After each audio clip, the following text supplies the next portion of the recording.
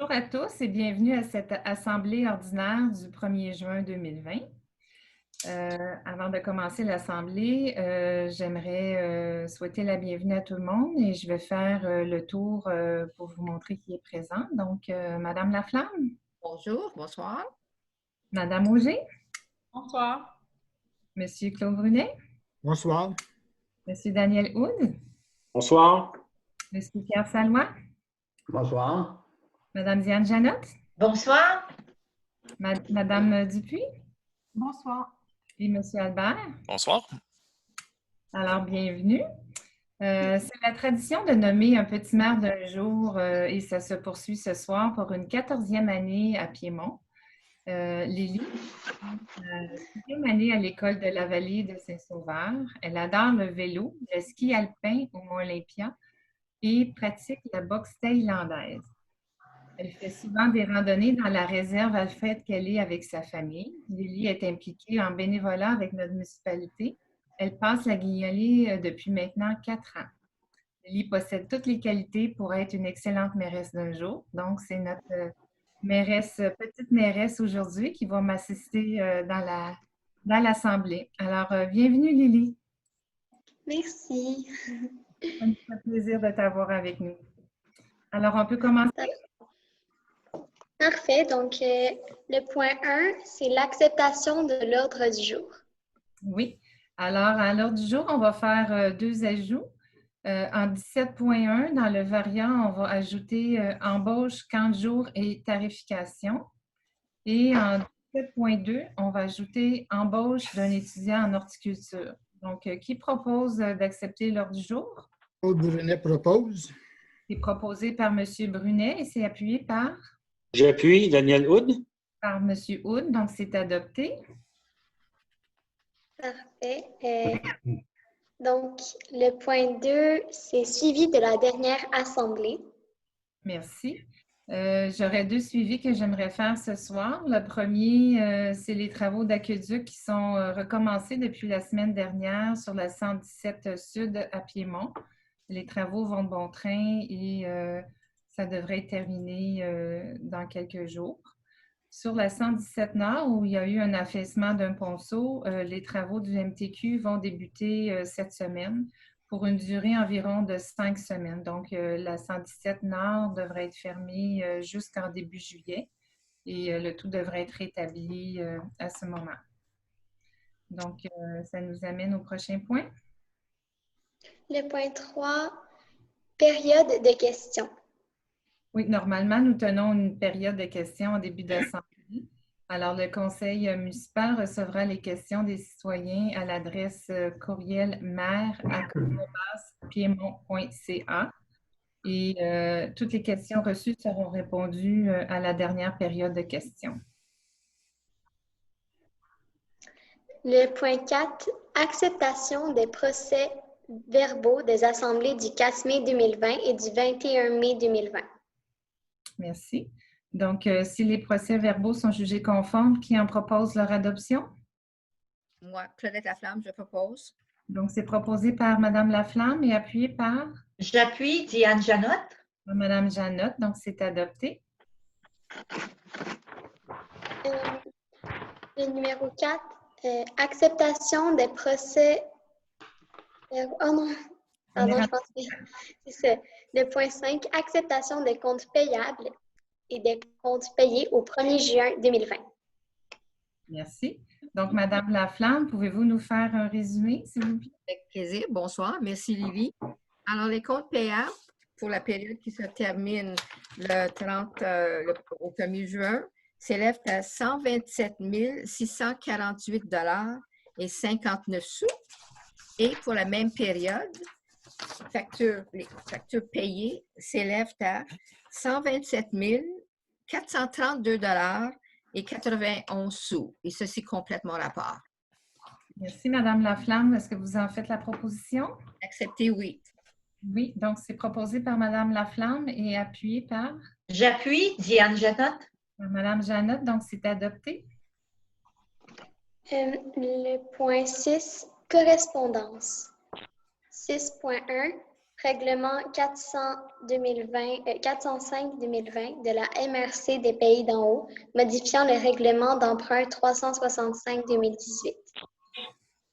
Alors, c'est lors d'une assemblée spéciale tenue le 19 mai dernier que le Conseil de la MRC des Pays d'en haut a octroyé le contrat pour la construction du tant attendu complexe sportif des Pays d'en haut à l'entreprise Pomerleau. Le complexe aura une piscine et une glace intérieure. C'est donc un rendez-vous dans près de 24 mois pour l'ouverture officielle du complexe sportif. Le point 7, administration. 7.1, octroi d'un mandat à Raymond plus Joyal Inc. pour services professionnels d'évaluation de servitude. Merci. Monsieur Albert, est-ce que vous pouvez nous lire le projet de résolution, s'il vous plaît?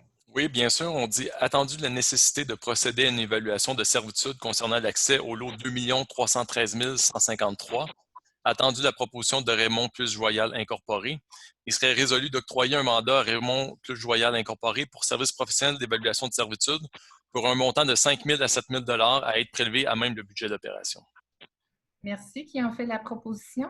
Paul Brunet propose.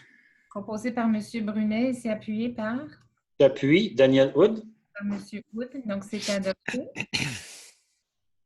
Donc, 7.2, octroi d'un mandat pour le prélèvement et l'analyse de matériaux pouvant contenir de l'amiante. Tel que demandé par le CI3S des Laurentides, nous devons établir un programme de santé spécifique pour chacun de nos établissements avec un échéancier. Monsieur Albert, pouvez-vous nous lire le projet de résolution, s'il vous plaît? Oui, on dit « Attendu la demande du 6 des Laurentides à l'effet de prélever et analyser les matériaux susceptibles de contenir de l'amiante afin de produire un registre, attendu l'offre de service de la firme Alliance Analyse Amiante Incorporée, il serait résolu que la municipalité mandate la firme Alliance Analyse d'Amiante Incorporée pour prélever et analyser les matériaux susceptibles de contenir de l'amiante et créer un registre pour les 3 établissements municipaux pour un maximum de 10 500 $ plus taxes à prendre au budget d'opération. Merci. Qui en fait la proposition? Claude Brunet propose. Proposé par M. Brunet et appuyé par Violette Laflamme, appuie. Mme Laflamme. Donc, c'est adopté. Point 7.3, résolution, embauche de Sophie-Anne Paris à titre d'assistante inspectrice en urbanisme dans un poste temporaire à horaire variable. Alors, c'est une embauche d'une étudiante en urbanisme qui est telle que prévue au budget. Monsieur Albert, pouvez-vous nous lire le projet, s'il vous plaît? Oui, attendu les besoins du service de l'urbanisme en personnel temporaire pour la période estivale, attendu les recommandations de M. Jean-François Albert, directeur général, et Mme Abi Youssef, directrice de l'urbanisme, à la suite des entrevues d'embauche effectuées. Il serait résolu que Sophie-Anne Paris soit embauchée comme assistante inspectrice en urbanisme pour la période du 8 juin 2020 au début septembre à raison de 34 heures par semaine pour une période d'environ 13 semaines dans un poste temporaire à horaire variable au salaire établi à la convention collective des employés de la municipalité. Merci. Qui en fait la proposition? Pascal Auger, je propose. Proposé par Mme Auger et c'est appuyé par J'appuie. Diane Janotte. Mme Janotte. Donc, c'est adopté. Point 7.4, orientation concernant la tour de télécommunication de Belle. Merci. Donc, suite au feu de la tour, le Conseil a décidé de répondre à Belle par résolution. Monsieur Albert, s'il vous plaît, pouvez-vous nous lire le projet qui est explicatif, s'il vous plaît? Oui, on dit « Attendu l'incendie survenu sur la tour de télécommunication de Belle située sur la rue du Cap, attendu que la municipalité a signé un bail avec Bell pour la location d'un terrain municipal pour que Bell y opère la dite tour de télécommunication. Attendu que Bell a fait une expertise sur la tour, que la structure est jugée sécuritaire, mais que différents travaux sont envisagés pour des raisons esthétiques. Attendu que Bell propose 3 possibilités, soit de remplacer la tour, de la repeindre après un sablage au jet, ou de la laisser telle qu'elle. Attendu que la municipalité s'inquiète des enjeux de sécurité depuis la série d'incendies qui a touché des tours de télécommunications au Québec et ailleurs dans le monde. Attendu que la tour est installée à côté d'un réservoir d'eau potable. Attendu que la tour est établie au cœur d'un quartier résidentiel et que la vie de nos citoyens a été mise en danger. Il serait résolu de demander officiellement à Bell d'évaluer sérieusement le déménagement de la tour et de faire une étude en ce sens. Suite à cette étude, si la tour ne peut être déplacée, de proposer à Bell soit de maintenir le statu quo concernant la tour, estimant qu'il s'agit de la solution qui entraîne le moins d'inconvénients aux citoyens voisins de cette tour, soit de remplacer la tour par une tour plus petite en s'assurant de minimiser l'impact visuel au maximum, tel que spécifié dans le bail. Il serait également résolu de signaler à Bell l'inquiétude du Conseil quant à la sécurité des lieux et de demander à Bell d'accroître les mesures de sécurité, notamment par l'installation de caméras de sécurité. Et finalement, de transmettre cette résolution à la ministre et députée Mme Marguerite Blais et la députée Mme Marie-Hélène Gaudreault. Merci. Alors, qui en fait la proposition? Pascal Auger, je propose. Alors, proposé par Mme Auger, appuyé par Bernadette Laflamme, j'appuie. Mme Laflamme, donc c'est adopté. 8. Règlement. 8.1. Adoption du règlement 853-20 relatif à l'augmentation du fonds de roulement. Alors, M. Albert, pouvez-vous nous lire le projet de résolution, s'il vous plaît? Oui, attendu la volonté du Conseil d'augmenter le fonds de roulement, attendu qu'un avis de motion a été donné à la séance du Conseil municipal tenue le 21 mai 2020 et que le projet de règlement a été présenté à cette même séance, il serait résolu que la municipalité adopte le règlement 853-20 relatif à l'augmentation du fonds de roulement. Merci. Qui en fait la proposition? Bernadette Laflamme, je propose. Proposé par Mme Laflamme et appuyé par J'appuie. Diane Janotte. Mme Janotte, c'est adopté. 8.2. Avis de motion et présentation du projet de règlement 872-20 relatif à l'usage de pesticides. M. Albert, s'il vous plaît, pouvez-vous nous donner les grandes modifications qu'on voulait faire dans ce nouveau projet-là? Oui, absolument. C'est un règlement. On avait déjà un règlement à la municipalité, ce règlement-là est modifié. Donc, dans le cadre de ce nouveau règlement, on modifie des définitions qu'il y avait au règlement. Il y a une mise à jour des pénalités qui sont maintenant plus progressives. Il y a une modification du terme pesticide reprenant la définition présentée à la loi sur les pesticides pour des raisons d'uniformisation. Et retrait des périodes nécessitant un permis qui était limité auparavant du 15 juin au 15 septembre. Également, il y a des restrictions additionnelles qui s'appliquent en rive des cours d'eau et des milieux humides. On applique dans le nouveau règlement le bannissement des néonicotinoïdes, qui sont mieux connus sur le nom de pesticides tueurs d'abeilles. Aussi, ajout d'exception à l'utilisation de pesticides lors d'usages communs à moindre risque, donc pour l'utilisation de biopesticides, par exemple. Ajout de nouvelles demandes auprès des terrains de golf, donc de présenter une liste des produits utilisés et le bilan déjà effectué par le ministère de l'Environnement. Aussi, demande d'une démonstration suffisante que des méthodes alternatives ont été réalisées avant d'utiliser les pesticides. Donc, le règlement continue de demander à ce que les entreprises qui épandent des pesticides obtiennent un permis annuel avant de le faire sur le territoire de la municipalité. Et également, un permis doit être délivré avant de faire une application chez les résidents ou les commerçants. Donc, l'application de tout ça va se faire en 2021. Oui, le 1er janvier 2021. Donc, qui donne l'avis de motion? Je donne l'avis de motion. Diane Janotte. Mme Janotte, merci. Au point 9, Lily? 9. Travaux publics. 9.1. Entente et autres formalités découlant de l'appel d'offres pour l'octroi d'un contrat de fourniture de luminaires de rue Odelle avec services connexes pour le bénéfice des municipalités. Merci, M. Albert. Pouvez-vous nous lire le projet de résolution et nous donner une courte explication? Oui, c'est ça. Peut-être les explications dans un premier temps. On a une opportunité à saisir. La FQM est allée en appel d'offres pour obtenir les services d'une compagnie qui rénove les lampadaires dans les municipalités. Dans le fond, c'est pour convertir les vieilles lampes au sodium qui sont assez énergivores pour les remplacer par des DEL. Donc, on a l'opportunité de s'intégrer, si vous voulez, à cet appel d'offres-là sans que nous-mêmes, on ait besoin d'aller en appel d'offres. Et c'est ce que la résolution dit finalement. Et par cette résolution, on donne un mandat à Énergère, qui est la compagnie qui a remporté l'appel d'offres, pour qu'ils fassent une étude sur notre territoire pour voir quels sont les coûts de remplacement. Et finalement, la municipalité aura le loisir ou non de donner le contrat. On s'attend à des coûts autour de 100 000 $.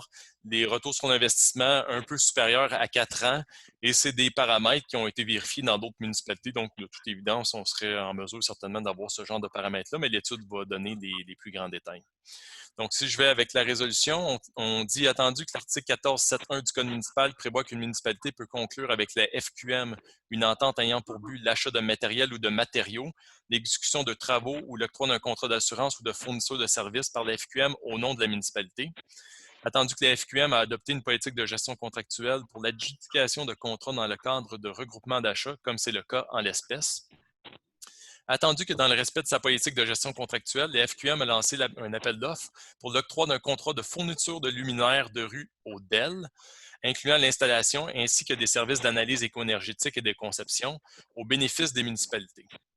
Attendu qu'Énergère Incorporée a déposé la soumission ayant obtenu le pointage le plus élevé et s'est vu adjuger un contrat conforme aux termes et conditions de l'appel d'offres, la FQM étant responsable de l'exécution de ce contrat. Attendu que pour bénéficier des termes et conditions du contrat, la municipalité de Piémont doit conclure une entente avec la FQM. Attendu que la municipalité souhaite bénéficier des termes et conditions du contrat intervenu entre la FQM et Énergère. Attendu que la FQM accepte de signer une entente avec la municipalité de Piémont pour que cette dernière puisse adhérer au contrat. Attendu le projet d'entente 6 juin. Il serait résolu que la municipalité participe à l'appel d'offres lancé par la FQM et bénéficie des termes et conditions découlant du contrat et à cette fin y adhère. Que Jean-François Albert, directeur général, soit autorisé à signer une entente avec les FQM lui permettant d'adhérer au contrat. Que Jean-François Albert, directeur général, soit autorisé à requérir la réalisation pour le compte de la municipalité de Piémont de l'analyse d'opportunité et, les cas échéants, de l'analyse de faisabilité prévue à cet appel d'offres. Et finalement, que le directeur général ou toute personne qui le désigne soit autorisé à transmettre tout document ou effectuer toute formalité découlant de l'entente à être signée avec la FQM, de l'appel d'offres ou du contrat. Parfait, merci. Qui en fait la proposition? Claude Brunet propose. Proposée par M. Brunet et appuyée par? Pierre Salois, j'appuie. Par M. Salois, c'est adopté. Avant de continuer au prochain point, vous avez des informations à nous transmettre pour les travaux publics? Oui, madame. Réunion du 14 mai.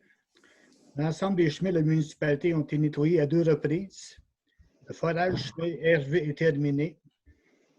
Le branchement sanitaire au bureau de poste sera réalisé dans la semaine du 1er juin.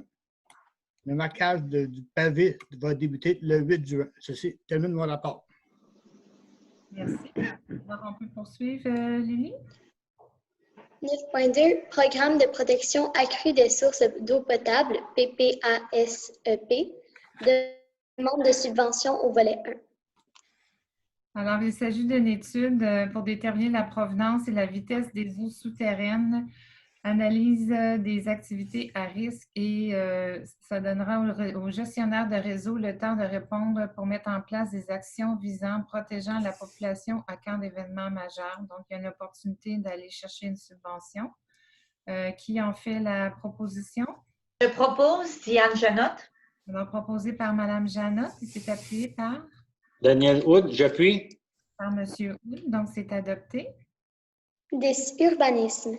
10.1. Dépôt du procès verbal du comité consultatif d'urbanisme du 21 mai 2020. Merci. Alors, Mme Auger, pouvez-vous nous donner les informations en urbanisme et poursuivre avec le dépôt du procès verbal, s'il vous plaît? Oui, bien sûr. Merci, Mme la mairesse. Donc, en mai 2020, le service a délivré 24 permis qui ont généré 5 725 $ de revenus, comparativement à 43 permis délivrés en avril 2019 pour 1 400 $ de revenus. Donc, le comité consultatif d'urbanisme s'est réuni en assemblée une fois en mai, soit le 21 mai 2020. Le CCU a procédé à l'analyse de 7 demandes d'analyse des critères du plan d'intégration et d'implantation architecturale pour des travaux de rénovation et une demande de dérogation mineure qui vous seront plus amplement détaillées dans les prochains points à l'ordre du jour. Oui. Donc, 10.2, signature de l'entente promoteur pour le projet Havre des Falaises, phase 1. Alors, il s'agit du projet résidentiel Havre des Falaises qui comprend le développement de 42 lots dans la première phase du projet. Le projet de lotissement a fait l'objet d'une présentation au tel qu'exigé par le règlement de PIA de la municipalité. Et celui-ci a obtenu une recommandation favorable. La résolution du Conseil sera déposée à la séance du mois de juillet prochain. Une présentation détaillée du projet Havre des Falaises, fait en collaboration avec Construction Silco, sera mise en ligne sur le site Internet de la municipalité dès cette semaine. Si vous avez des questions, ne pas hésiter à nous contacter. Nous allons vous répondre. Cette façon de faire est due au fait qu'on ne peut pas faire une séance d'information à nos citoyens. Donc, une présentation plus détaillée va être sur notre site au courant de la semaine. Pouvez-vous nous lire le projet de résolution, s'il vous plaît? Donc, Monsieur Albert, votre micro est à... Oui, je suis désolé. Attendu que les plans civils déposés et réalisés par Équipe Laurence Service d'ingénierie, signés et scellés par Alexandre Latour, ingénieur, en date du mois de décembre 2019 pour les travaux de la phase 1 du projet Havre des Falaises sont conformes à la réglementation municipale. Attendu que la municipalité doit désigner une firme d'ingénieurs et qu'une offre de service pour la surveillance des travaux de la phase 1 du projet Havre des Falaises au montant de 14 500 $ a été reçue en date du 25 mai 2020 et que ces frais seront acquittés par chèque par le requérant, soit Construction Silco Incorporée. Attendu que la municipalité doit désigner une firme pour l'analyse de laboratoire et qu'une offre de service pour les travaux de la phase 1 du projet au montant de 10 223 $ plus taxes a été soumis par DEC Enviro en date du 1er juin 2020 et ces frais seront acquittés par chèque par le requérant, soit Construction Silco. Il serait résolu d'autoriser la signature du protocole d'entente pour le projet Havre des Falaises phase 1 entre les parties, conformément au règlement 646-03, et ce, aux conditions suivantes. Que la municipalité mandate Équipe Laurence Service d'ingénierie à la surveillance des travaux de phase 1 pour un montant de 14 500 $ plus taxes. Que la municipalité mandate DEC Enviro pour des services d'analyse de laboratoire pour les travaux de phase 1 pour un montant de 10 223 $ plus taxes. Et que Silco Construction acquitte ses frais. Merci. Qui en fait la proposition? Daniel Hood, je propose. Alors, c'est proposé par M. Houd et appuyé par Colette Laflamme, j'appuie. Mme Laflamme, donc c'est adopté. Demande d'analyse des critères du plan d'implantation et d'intégration architecturale PIA. Il y a en 10.3.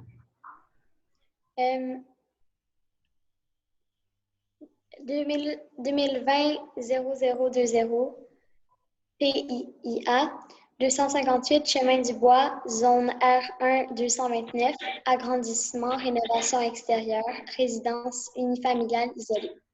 Merci. Alors, Mme Auger, pouvez-vous nous donner les explications? Nous avons à l'écran la présentation. Certainement. Donc, la première photo montre la localisation du 258 Chemin du Bois. Ensuite, vous voyez l'emplacement de l'agrandissement qui est indiqué en rouge, qui est projeté en cour arrière. La façade sous différents angles. Et le plan de l'agrandissement qui est proposé. Donc, la demande consiste au changement du parement extérieur, à l'ajout de bardeaux de bois dans les corniches et les lucarnes, le remplacement de la porte d'entrée, porte-patio ainsi que des fenêtres. Donc, sur cette photo, on voit le détail des matériaux proposés, le bardeau de bois et le lambris de bois Mébec de couleur blanc ultra. Parfait. Alors, Monsieur Albert, pouvez-vous nous lire le projet? Non, on ne vous entend pas. Attendu que le plan d'implantation et d'intégration architecturale pour les travaux d'agrandissement et de rénovation extérieure correspondent aux critères du PIA, il serait résolu d'accepter les recommandations du Comité consultatif d'urbanisme concernant la demande déposée pour des travaux d'agrandissement et de rénovation extérieure du bâtiment principal du 258 Chemin du Bois. Merci. Qui en fait la proposition? Je propose Pascal Auger. Proposé par Mme Auger et appuyé par? J'appuie. Daniel Hood. Donc, c'est adopté. 10.4 2020-0021 PIA 315 Chemin de la Montagne, zone R2 202, rénovation extérieure, résidence unifamiliale. Mme Auger, s'il vous plaît. Oui, donc sur la première photo, on voit plutôt la prochaine photo. On voit que suite à des infiltrations d'eau, le parement extérieur de la maison a été enlevé. Les propriétaires souhaitent poser un parement en fibre de bois de couleur brun. Les fenêtres brunes seront changées pour des fenêtres blanches. La galerie gardera la même dimension, mais le garde-corps en bois sera remplacé par de l'aluminium brun. Si les volets situés au rez-de-chaussée sont toujours présents suite aux rénovations, les membres du CCU suggèrent qu'ils soient repeints de la même couleur que le nouveau revêtement. Merci. Monsieur Albert, s'il vous plaît. Oui, on dit donc pour la résolution qu'il serait résolu d'accepter les recommandations du comité consultatif d'urbanisme concernant la demande déposée pour les travaux de rénovation extérieure au 315 chemin de la Montagne, et ce, à la condition suivante, que les volets de couleur brun existants en façade soient repeints dans les mêmes tons de brun que le revêtement extérieur en bois de pruche. Merci. Qui en fait la proposition? Je propose Pascal Auger. Proposée par Mme Auger et appuyée par? J'appuie. Diane Janotte. Par Mme Janotte, donc c'est adopté. 10.5, 2020-0023 PIIA, 645 Boulevard des Laurentides, zone R1, 251, rénovation extérieure, résidence multifamiliale. Merci. Mme Auger, s'il vous plaît. Oui, donc on voit la localisation du 645 boulevard des Laurentides et la vue de sa façade. Donc, la demande est pour une rénovation extérieure, c'est-à-dire le changement du parement extérieur ainsi que la rénovation de la toiture. Les différents matériaux utilisés seront le cannexel gris brume, la pierre grise ainsi que le bardeau d'asphalte de couleur gris. Merci. Monsieur Albert, s'il vous plaît. On dit donc dans cette résolution qu'il serait résolu d'accepter les recommandations du comité consultatif d'urbanisme concernant la demande déposée pour les travaux de rénovation extérieure du bâtiment principal du 645 boulevard des Laurentides. Merci. Mme Auger, vous en faites la proposition? Oui, je propose. Donc, c'est proposé par Mme Auger et appuyé par? J'appuie. Daniel Hood. Par M. Hood, c'est adopté.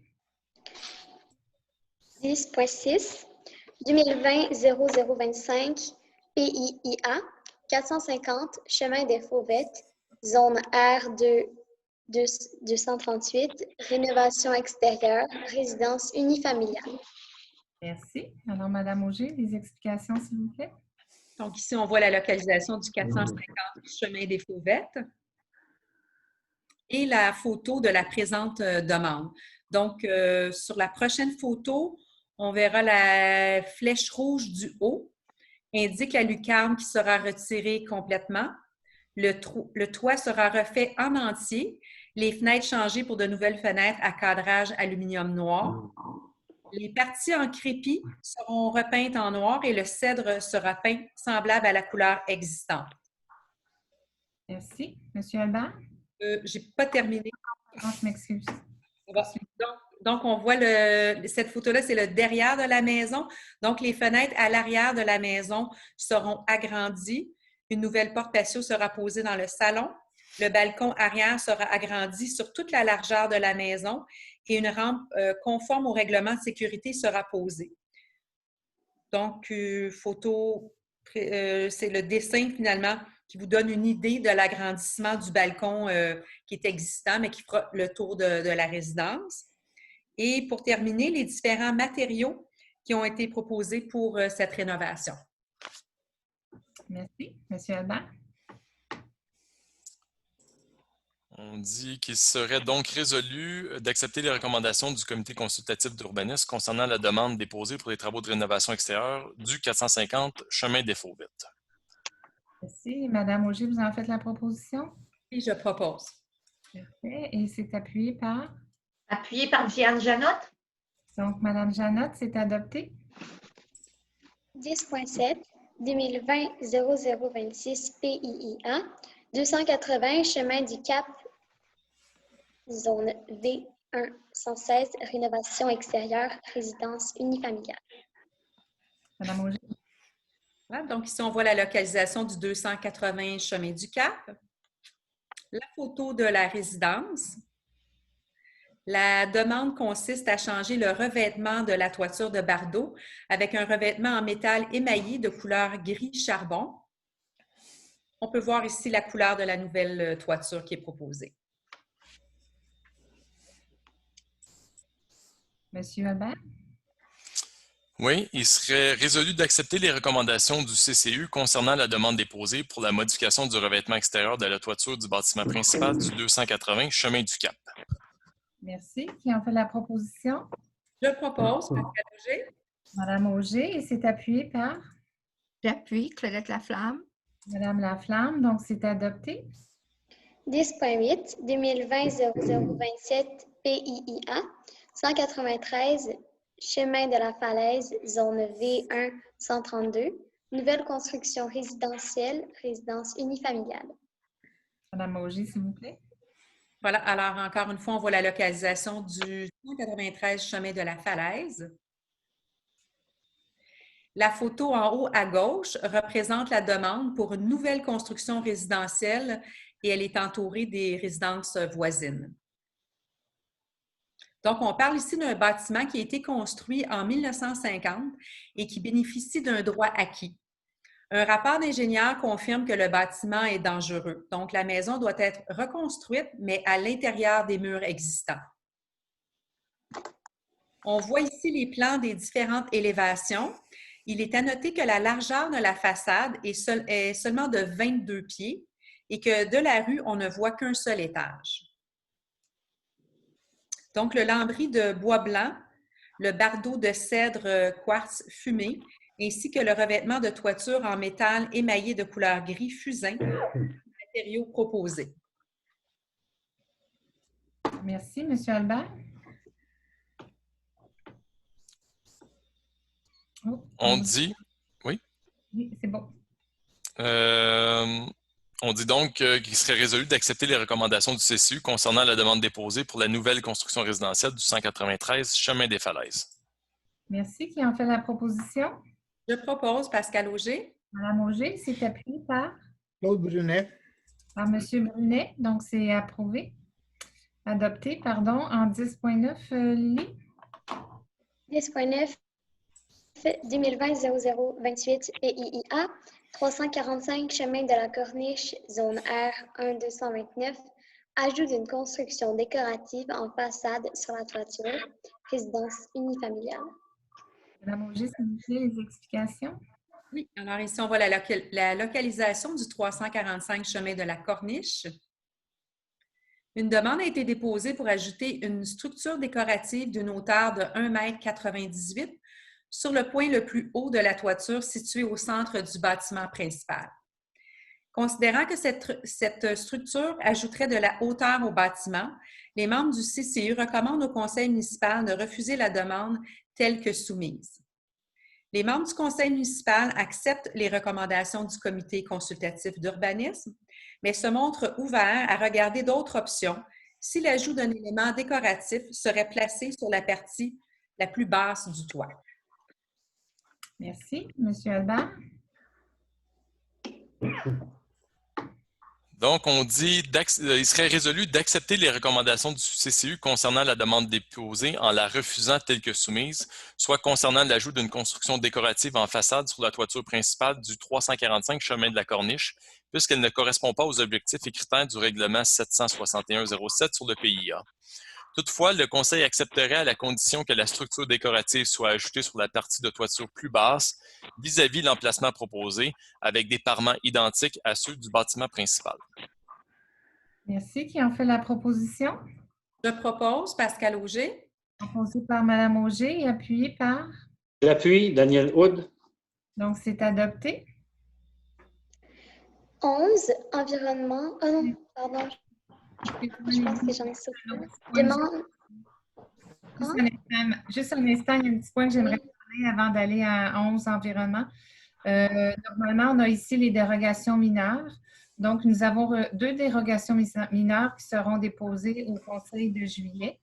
Compte tenu du contexte d'urgence sanitaire, l'arrêté ministériel du 7 mai nous exige que la procédure habituelle de demande de dérogation mineure soit remplacée par une consultation écrite d'une durée de 15 jours.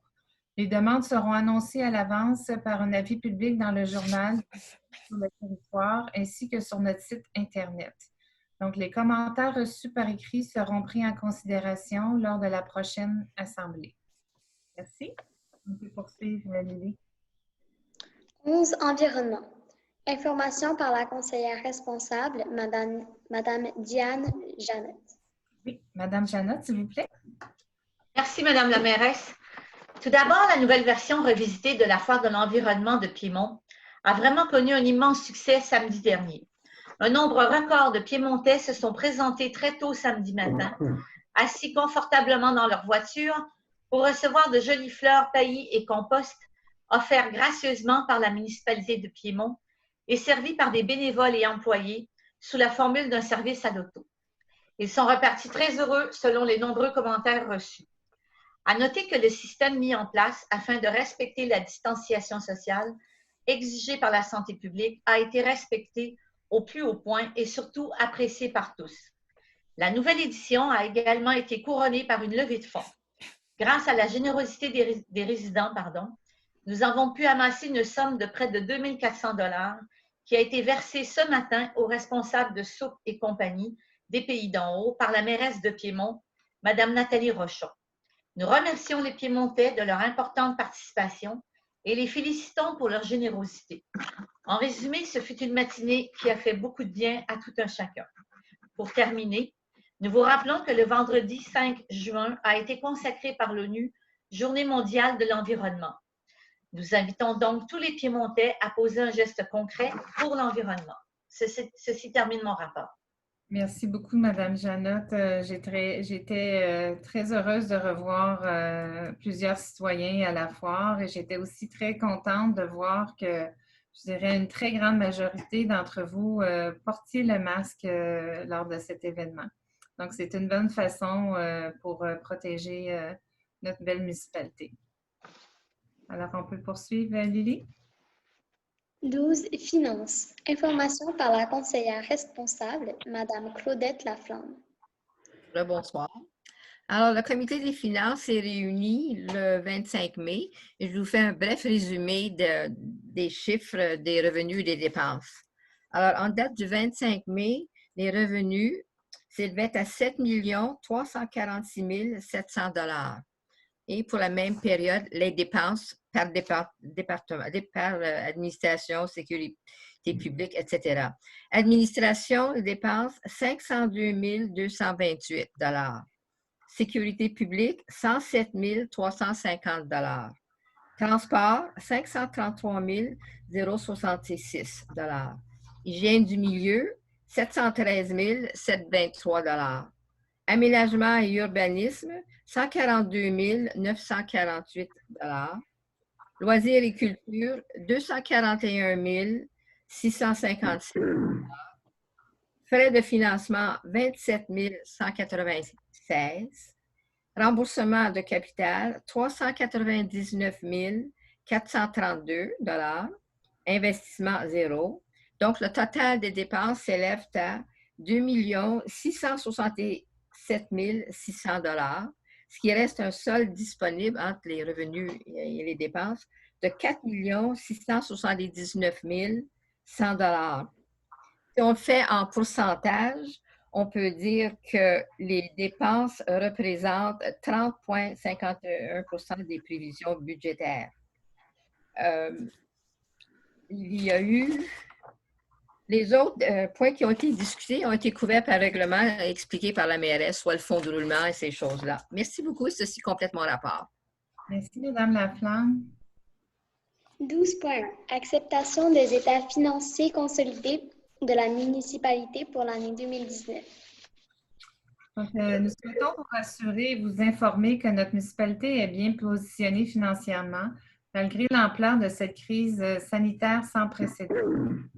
Le constat de nos finances publiques est le résultat d'une gestion rigoureuse et responsable des dernières années et des surplus dégagés.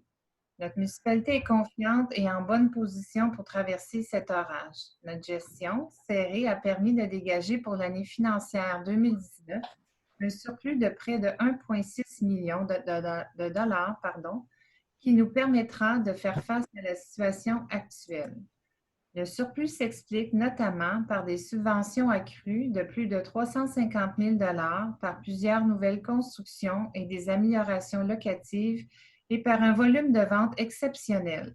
Les droits de mutation sont en surplus de plus de 400 000 Alors, voici la présentation plus en détail. Ici, nous sera présentée par Madame Dupuis, directrice générale adjointe et directrice des finances. Madame Dupuis, s'il vous plaît. Bonsoir. Je vais débuter par un comparatif du budget avec le réel de l'année 2019. Fait que si on débute avec les revenus de sources locales, qui incluent les taxes municipales et le centre 911, un budget de 6 533 885 pour un réel de 6 620 197, ce qui fait un revenu supplémentaire de 86 312. Les compensations tenant lieu de taxes, on en a deux sur notre territoire, soit le CPE de la Vallée et le Centre de jeunesse Batcha. Le budget est de 39 000, le réel de 45 369 pour un revenu supplémentaire de 6 369 Les autres revenus de services rendus, les activités récréatives et les ventes de services. Donc, un budget de 342 025, un réel de 545 492 pour des revenus supplémentaires de 203 467. Les autres revenus de sources locales, ça inclut les permis, les droits de mutation immobilière, les amendes, les intérêts, pour un budget de 444 000, un réel 2019 de 844 170 pour des revenus supplémentaires de 400 170. Les transferts gouvernementaux, ce sont les subventions, entre autres la taxe sur l'essence, un budget de 166 090, un réel de 519 188 pour des revenus supplémentaires de 353 098, ce qui totalise pour les revenus des revenus supplémentaires de 1 049 416. Pour les dépenses, au niveau de l'administration, ça inclut le conseil et les services d'évaluation, un budget de 1 311 505, un réel de 1 218 297, donc un budget non utilisé de 93 208. La sécurité publique, ça comprend la Sûreté du Québec, la SPCA, les incendies, la sécurité qu'on a eue dans les parcs, puis la sécurité civile. Le budget de 983 275, un réel de 990 926 pour des dépenses supplémentaires de 7 651. Le transport routier, ça inclut la voirie, les enlèvements de la neige, l'éclairage des rues. Un budget de 1 488 070, un réel de 1 521 881 pour des dépenses supplémentaires de 33 811. L'hygiène du milieu et environnement, l'eau, les égouts, les matières résiduelles et l'écocentre, un budget de 1 762 980, un réel de 1 434 955 pour des dépenses non utilisées de 328 025. En urbanisme, on avait un budget de 557 353, un réel de 538 705 pour un budget non utilisé de 18 648.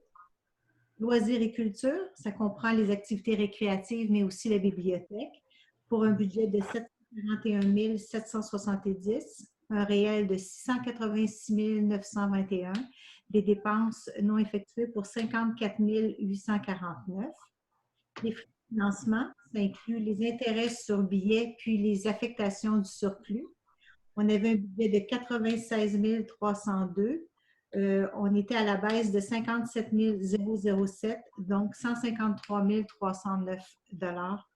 Les autres activités de financement, le remboursement en capital et les investissements de l'année 2019, un budget de 583 745, un réel de 613 438, et dépenses supplémentaires pour 29 193, pour un total de l'année 2019 pour des dépenses non effectuées pour 586 889. Donc, l'écart des revenus, 1 049 416. L'écart des dépenses, 586 889 pour un excédent net de l'année 2019 de 130 305. Pour expliquer brièvement le surplus, on peut dire qu'au niveau des taxes municipales, il y a des revenus supplémentaires de 86 300, principalement pour les nouvelles constructions et les améliorations locatives. Les droits sur limitation immobilière, comme Mme Rochon l'a mentionné tantôt, un volume de vente vraiment exceptionnel. On a perçu 341 500 $ de plus. Amendes et pénalités, 30 000.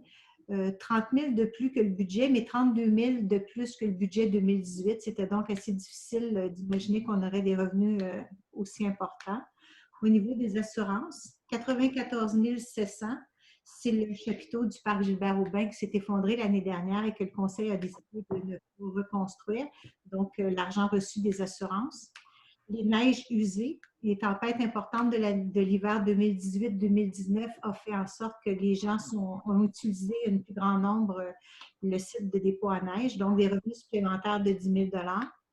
Le campus a généré plus d'enfants et moins de coûts, ce qui fait un surplus de 36 350 $. Et on est allé en vente pour taxes l'année dernière. On n'y était pas allé depuis 4 ans. Donc, les intérêts sur taxes, un 17 000 $ de plus que prévu. Au niveau des subventions, 300 500 $. On avait fait une demande à la TECQ en 2017. On n'avait pas eu encore d'approbation, ce qui a été fait en 2019. Donc, le gouvernement nous a versé la TECQ pour les années 2017, 2018 et 2019 pour un montant de 300 500 $.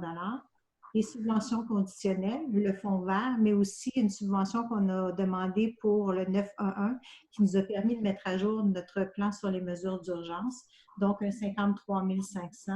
Et un petit peu partout, là, les économies qui ont été faites dans le budget. Donc, non, des revenus perçus dans le budget supplémentaire pour 79 566, l'écart de 1 049 416. Au niveau des dépenses, il y a eu des économies de fait au niveau de l'administration pour 32 500 $. C'est des embauches qui auraient dû être faites en début d'année, qui ont été faites un petit peu plus tardivement dans l'année. Les honoraires professionnels, il y a eu moins de notaires et d'évaluateurs que qu'est-ce qu'on avait prévu pour 23 000. En 2019, c'était un nouveau mandat qu'on donnait en infogérance pour l'informatique. Donc, c'était de l'inconnu pour nous. On avait budgété un 10 000 $ de plus que ce que ça a coûté réellement. Au niveau des réclamations, on en a eu seulement que 2 en 2019. Donc, on a dégagé un 9 400 $ qui n'a pas été utilisé. Au niveau du réseau de distribution d'eau et d'égouts, 340 000 $ qui n'a pas été utilisé.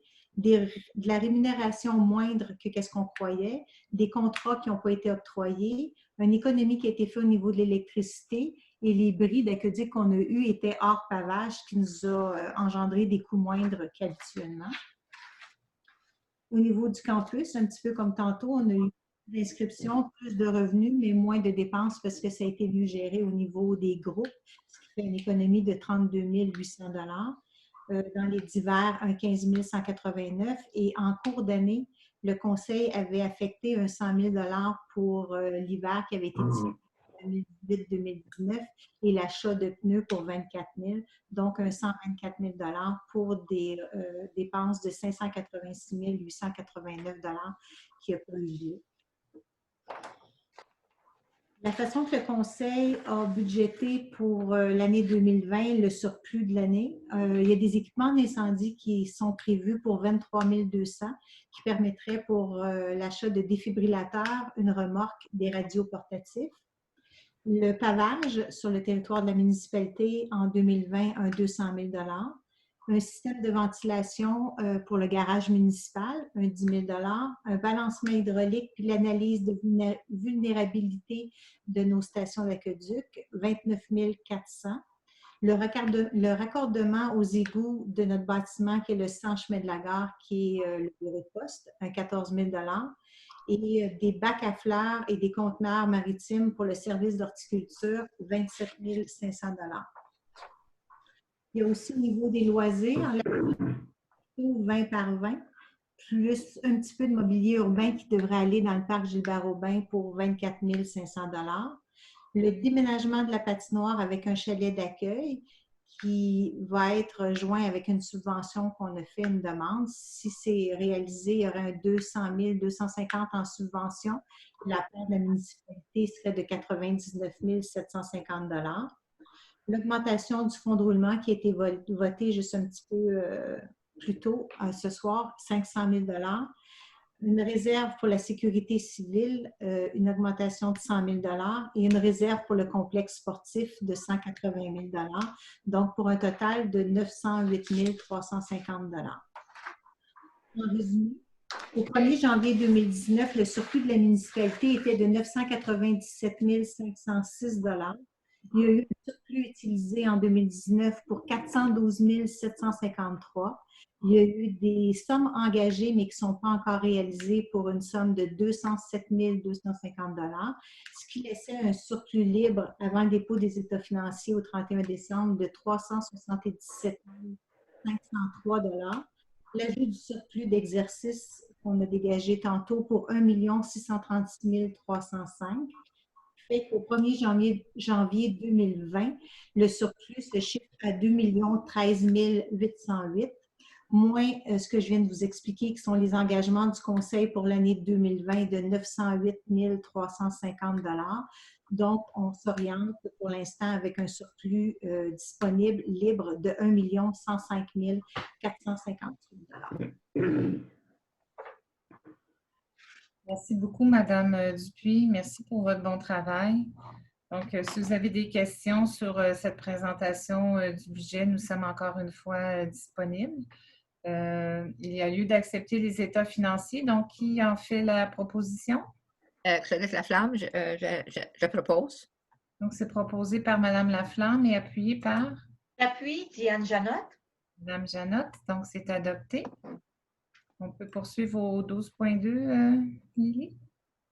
12.2, augmentation de la réserve financière pour la sécurité civile. Donc, le montant maximum prévu dans la réserve financière selon le règlement est de 200 000 $. Présentement, il est constitué de 50 000 $. Donc, la municipalité souhaite se donner un coussin financier à la hauteur des risques auxquels elle est exposée, tels qu'un glissement de terrain. Donc, on ajouterait 100 000 $ à même le surplus, ce qui ferait un total de 150 000 $. Monsieur Albert, pouvez-vous nous lire le projet de résolution, s'il vous plaît?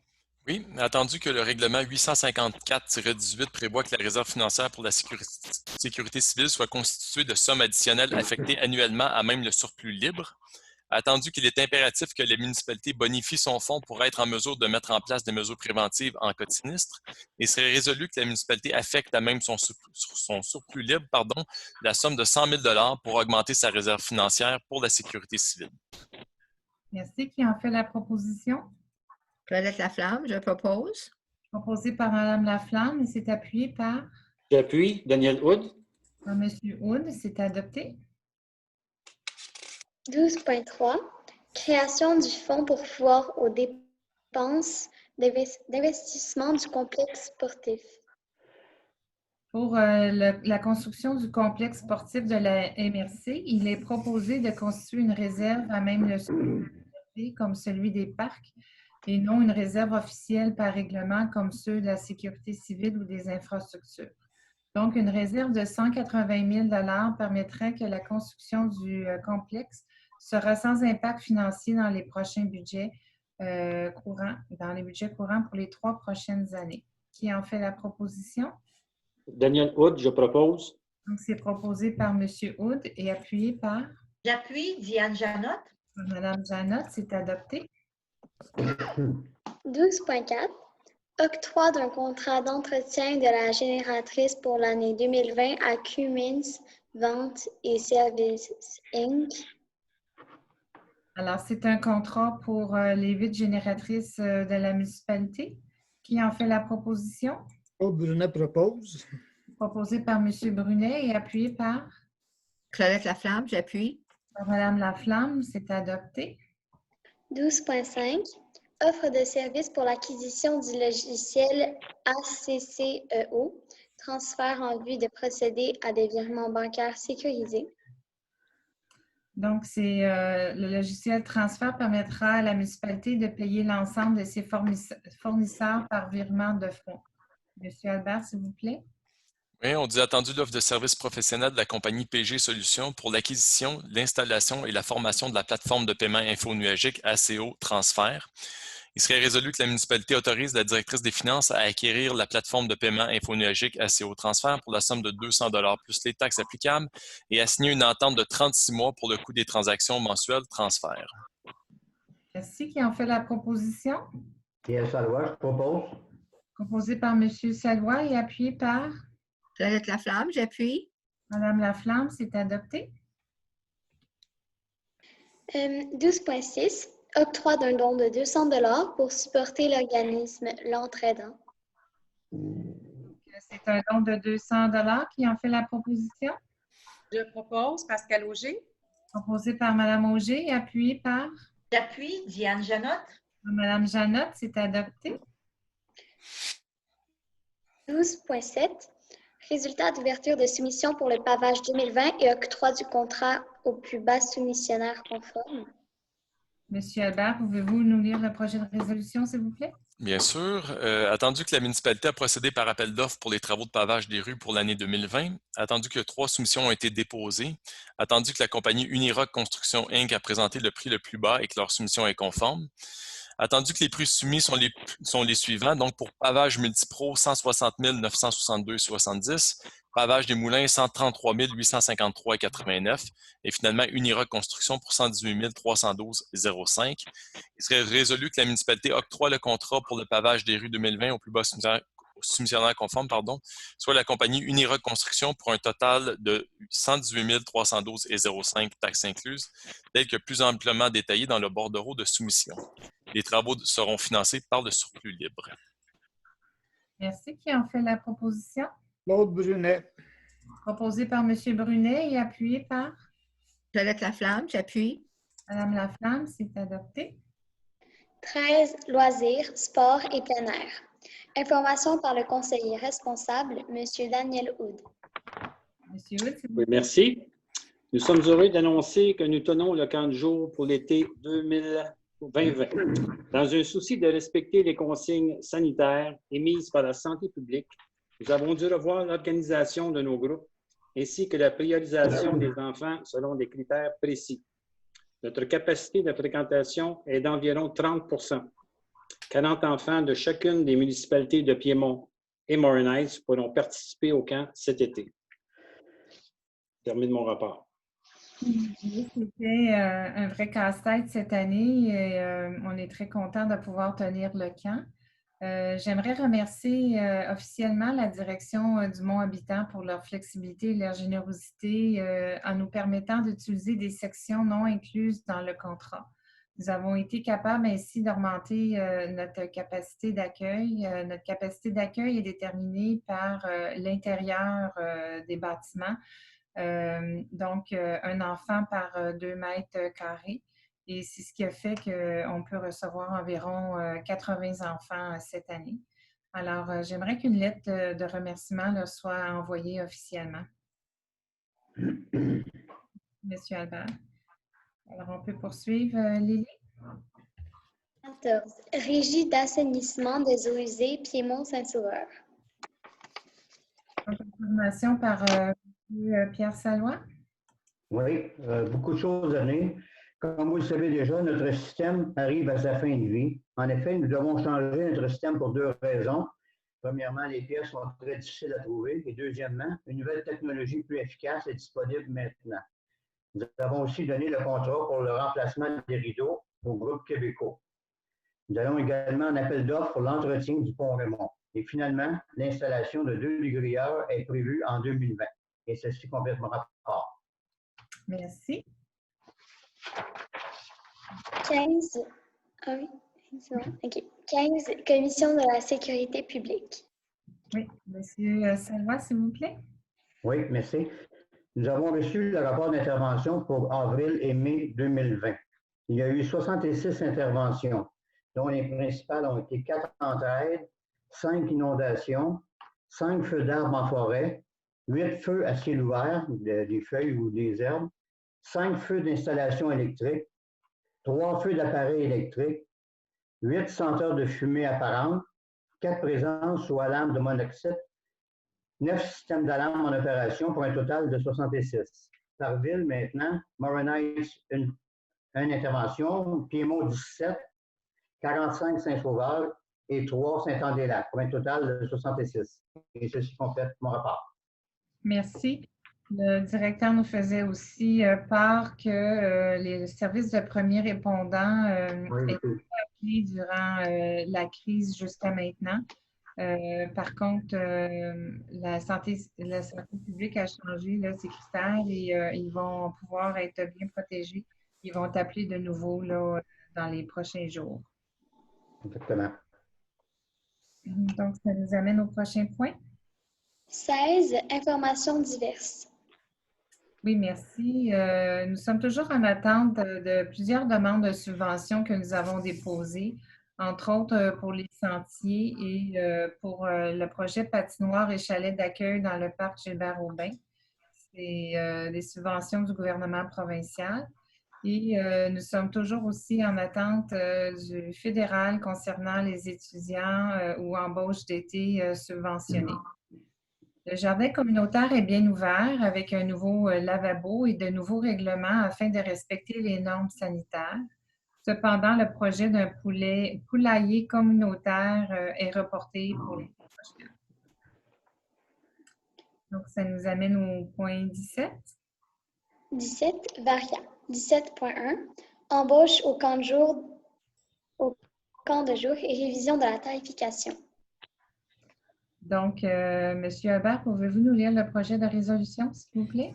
Oui, on dit attendu les recommandations de la technicienne en loisirs responsable du camp de jour, attendu les circonstances exceptionnelles qui découlent de la COVID-19. Il serait résolu que le personnel suivant soit embauché pour l'édition 2020 du campus, conditionnellement à la confirmation des inscriptions. Donc, on a plusieurs moniteurs et accompagnateurs à embaucher. On embauche aussi une assistante de camp dont on fixe le salaire ici à 19,43 $ de l'heure.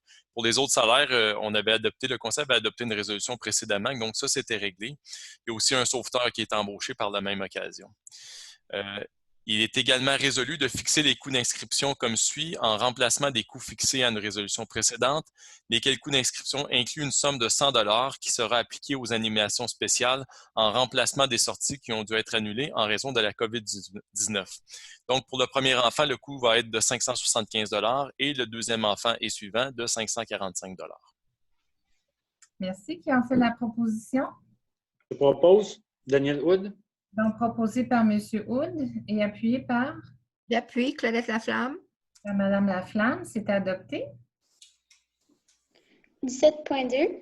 Embauche d'un étudiant en horticulture. M. Albert, s'il vous plaît. Oui, attendu les besoins de la division horticulture du service des travaux publics, attendu les entrevues de sélection. Il serait résolu d'embaucher Mme Chesside Curiel comme étudiante à la division d'horticulture du service des travaux publics pour la période située du 3 juin 2020 au 21 août 2020 à raison de 40 heures par semaine pour une période de 12 semaines. Son salaire sera celui tel qu'établi à la Convention collective des employés de Piémont. Merci. Qui en fait la proposition? Claude Brunet. Proposé par M. Brunet et appuyé par? J'appuie Daniel Hood. Oui, M. Hood. Donc, c'est adopté. 18. Période de questions.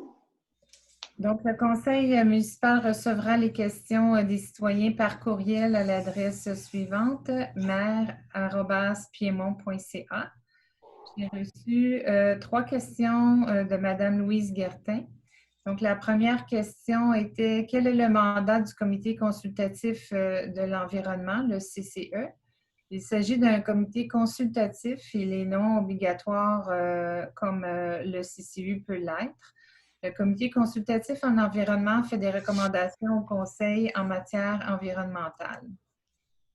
Deuxième question, des travailleurs près de la tour de télécommunication ont dit que la tour du Mont-Belvedere sera reconstruite. Pouvez-vous nous donner un aperçu des travaux et du calendrier de reconstruction? Donc, je pense que la résolution que nous avons adoptée un peu plus tôt répond à cette question.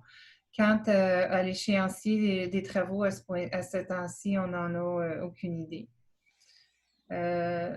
La dernière question, la COVID-19, analyse d'impact pour Piémont à ce jour, entre autres par rapport au projet de résidence de personnes âgées sur le secteur nord. Donc, jusqu'à maintenant, l'impact est assez limité.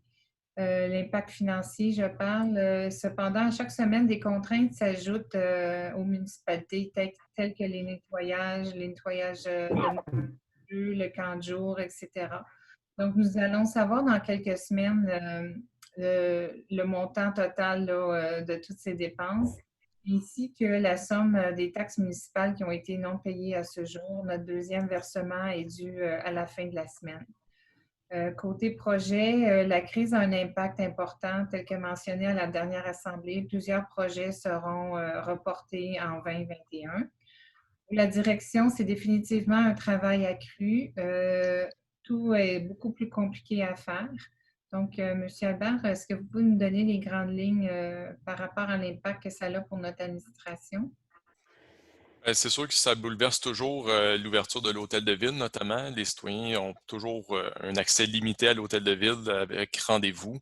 On a commencé à réintégrer les lieux à raison d'1 ou 2 journées par semaine par employé. Donc, c'est très progressif, le tout pour s'assurer qu'on ait une densité à l'intérieur de l'hôtel de ville qui est limitée. Les déplacements se font avec des masques, par exemple. On a des plexiglas pour les invités. Donc, c'est le genre de contraintes auxquelles on est assujetti. Il y a toutes sortes d'événements qui sont rendus plus compliqués ou qu'on doit changer. Donc, c'est un poids supplémentaire aussi sur l'équipe. La foire d'environnement a été un bon exemple, mais ça a été un bon succès par ailleurs. Donc, ça montre que malgré l'adversité du COVID, on peut réussir à faire des choses intéressantes. Grosso modo, là, c'est pas mal les contraintes auxquelles on est assujetti et les directives changeant fréquemment, comme la population peut s'en rendre compte là, avec toutes les directives que le premier ministre peut édicter ou encore même au niveau fédéral, ben ça nous oblige à s'ajuster très, très fréquemment dans toutes sortes de dossiers. Donc, voilà. Et concernant les grands projets que nous avons qu'on a adoptés, tels que le projet de résidence pour personnes âgées, ce qu'on a dit, c'est que tout est encore prévu, probablement à l'automne ou retardé tout au printemps. Puis par rapport au projet des personnes âgées sur le chemin de la promenade, ça n'a pas été un changement de zonage que nous avons fait pour ce projet. Donc, on arrive au dernier point. 19, levée de l'Assemblée. Alors, considérant que tous les sujets à l'ordre du jour sont épuisés, qui propose que l'Assemblée soit levée? Pierre Salois, je propose. Donc, proposé par M. Salois et appuyé par? J'appuie Daniel Hood. Par M. Hood. Donc, c'est adopté. Avant de terminer, j'aimerais te remercier pour m'avoir assisté aujourd'hui. Tu es une excellente mairesse. Tu as une très belle diction et je te souhaite un bon succès au secondaire. Merci beaucoup. Au plaisir de refaire des activités ensemble. Alors, bonne soirée tout le monde. Puis, je vous invite toujours à continuer d'être prudent, à porter vos masques, laver vos mains. Puis, j'ai hâte de vous revoir en assemblée du Conseil. Bonsoir. Bonsoir. Bonsoir.